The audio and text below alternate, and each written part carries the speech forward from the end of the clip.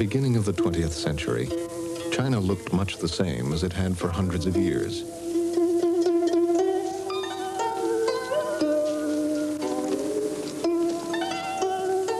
The country was still ruled by an emperor. Men wore their hair in long queues as a sign of subservience to the ruling dynasty.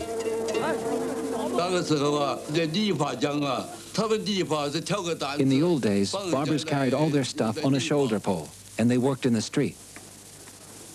If a barber saw a person who had no queue, he could report him. And if he did so, the person could be beheaded. The saying was, keep your hair or lose your head. Beneath the traditional appearance, there was growing discontent with imperial rule. In 1911, a military revolt spread around the country, and the emperor was overthrown.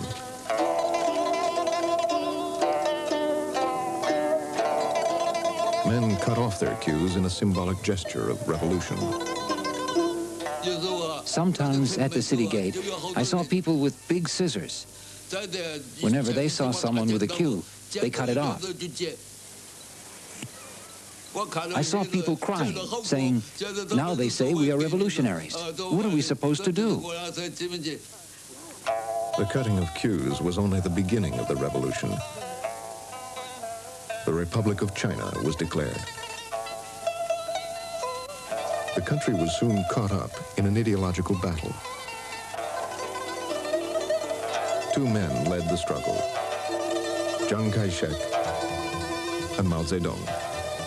The conflict transformed world politics, for in 1949, China became what it is today, the largest communist state on earth. This is the story of China in revolution.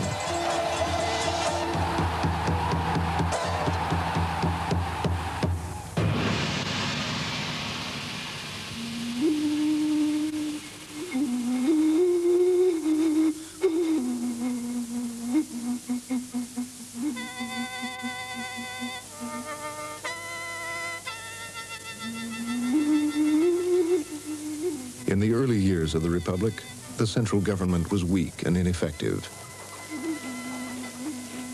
Dozens of military commanders, called warlords, moved into the political vacuum. In the early days of the Republic, the warlords fought each other. When I was a child in Guangxi province, I saw so many battles. You can't imagine how many battles were fought. Lots of people were so scared, they just went and hid. When warlords got into a fight, people's lives were completely devastated.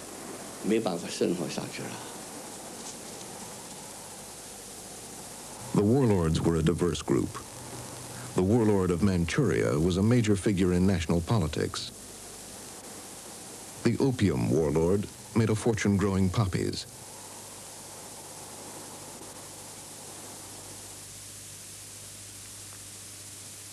The Christian general was said to baptize his troops with a fire hose.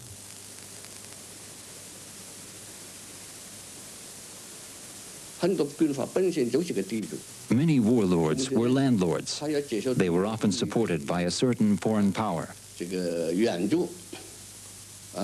In the early years of the Republic, China was torn apart by foreign powers. For instance, Guangxi and Guangdong provinces were under the influence of England and Yunnan of France. Since the 19th century, England, France, Germany, the United States, and Japan had traded with China. They based their interests in the major ports around the country.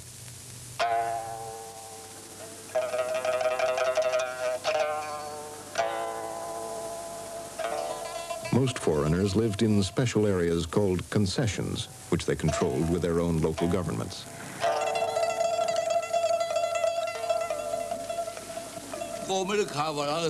We didn't have the term imperialism. The term came later. We called them foreign devils. They were devils to us. Why did we hate foreigners? We hated any foreigner, any foreign country that wanted to divide up China. It was called divide up then, not invade. They wanted to divide up China just like cutting a melon into pieces. People used to say, now you want to divide up our country, you foreign devils? You're bastards. In May 1919, for the first time, Chinese took to the streets to protest this dividing up of their country. They saw that the problems of imperialism and warlords had pushed China to the verge of collapse.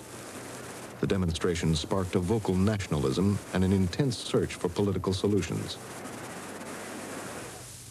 One of the few political leaders addressing these problems was Sun Yat-sen. Sun was the leader of a coalition group called the Nationalist Party. He was a charismatic man whose speeches attracted many to his cause. 中国千年来是世界上头一等的强国，那么为什么我们这个国家现在变成这个地步呢？这个是我们这个国民最想了了。我们是中国人，应该要赶快想想法子，怎么样来挽救？大家要平静。 Sun knew that the first thing he needed was an army to defeat the warlords and unite the country.